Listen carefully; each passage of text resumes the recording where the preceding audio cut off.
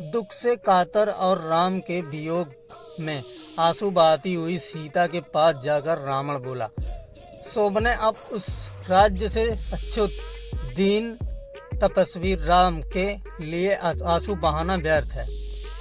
राम में इतनी शक्ति कहाँ है कि यहाँ तक आने का मनोरथ भी कर सके। तू उसे भी स्मृत कर दे। विशाल लोचने, तू मुझे पति के रूप में अंगीकार ले। समुद्र से घिरे 100 योजन विस्तार वाले अपने इस राज्य को मैं तुझे अर्पित कर दूंगा। मैं जो तीनों लोगों का स्वामी हूँ, तेरे चरणों का दास बनकर रहूंगा। मेरी समस्त सुंदर रानियां तेरी दासी बनकर रहेंगी। समस्त देव दानव नर किन्नर जो मेरे दास हैं, तेरे दास बनकर रहेंगे। तेरे पहले के दुष्कर्म तुझे वनवास का कष्ट देकर समाप्त हो चुके हैं और अब तेरा पुण्य कर्म ही शेष रह गया है। अब मेरे साथ यहाँ रहकर समस्त प्रकार के पुष्पहार, दिव्य गंध और श्रेष्ठ आभूषण आदि का सेवन कर। सुमुखी, तेरा यह कमल के समान सुंदर, निर्मल और मनोहर मुख शोक से पीड़ित होकर शोभाहीन हो गया है। मुझे स्वीकार करके उसे पुनः शोभायमान कर। धर्म और लोक लाज का भय निर्मूल है। यह सब मात्र तेरे मिथ्या विचार हैं। किसी सुंदरी का युद्ध में हरण करके उसके साथ विवाह करना भी तो वैदिक रीति का ही एक अंग है। इसीलिए तू निशंक होकर मेरी बन जा। मैं तेरे इन कोमल चरणों पर अपने ये 10 मस्तक रख रहा हूँ।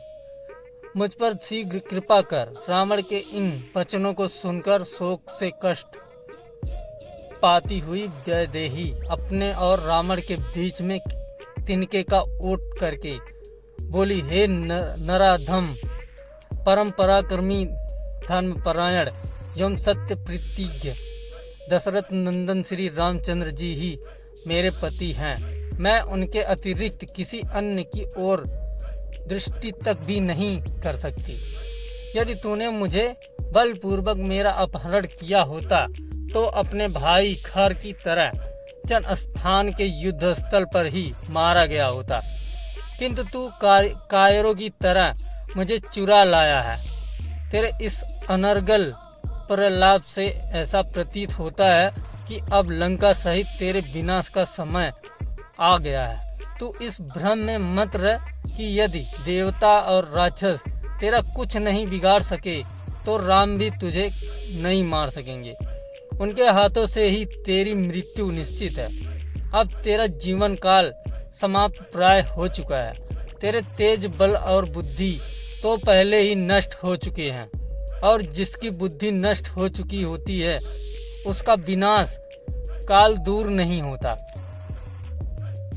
अरे राक्षस धम, तू महापापी है, इसलिए मेरा स्पर्श नहीं कर सकता। तूने कभी सोचा भी है कि कमलों में विहार करने वाली हंसिनी क्या कभी कुक्कुट के साथ रह सकती है? तू मेरे इस संज्ञानुज से जड़ शरीर को बांध कर रख ले या काट डाल, पर मैं कलंक देने वाला कोई भी निंदनीय कार्य नहीं कर सकती।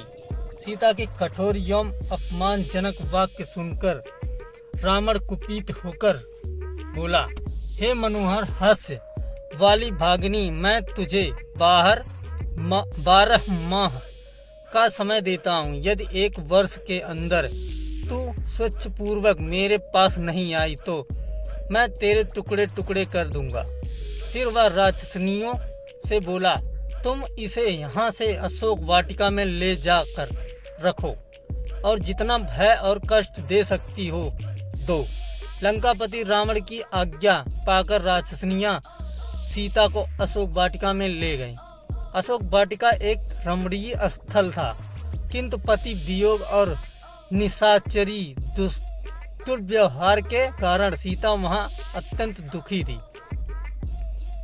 सीता का अशोक वाटिका में प्रवेश जानकर पितामह ब्रह्मा देवराज इंद्र के पास आए और बोले, सदा सुख में पली हुई पवित्र व्रता महाभागा सीतापति के चरणों के दर्शन से वंचित होने के कारण दुख और चिंताओं से संतप्त हो गई है और प्राणायात्रा भोजन नहीं कर रही है।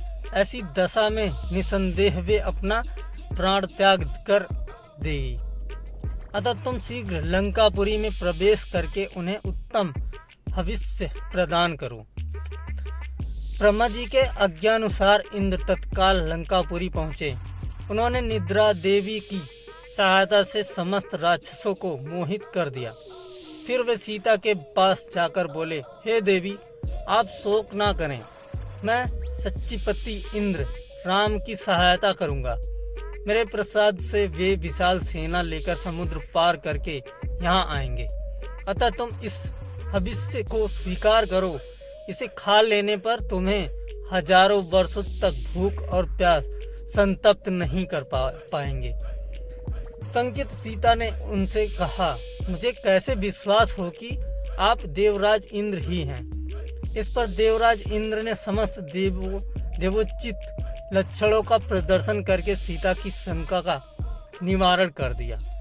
विश्वास हो जाने पर सीता बोली, क्या मेरा सौभाग्य है कि आज आपके मुख से मुझे अपने पति का नाम सुनने को मिला।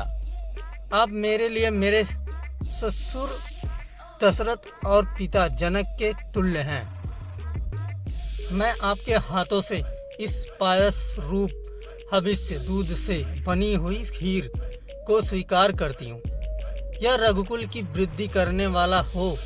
इस प्रकार से इंद्र द्वारा प्रदत्त हविष्य को खाकर जानकी भूख प्यास के कष्ट से मुक्त हो गई और देवराज इंद्र राक्षसों को मोहित करने वाली निद्रा के साथ देवलोक को चले गए।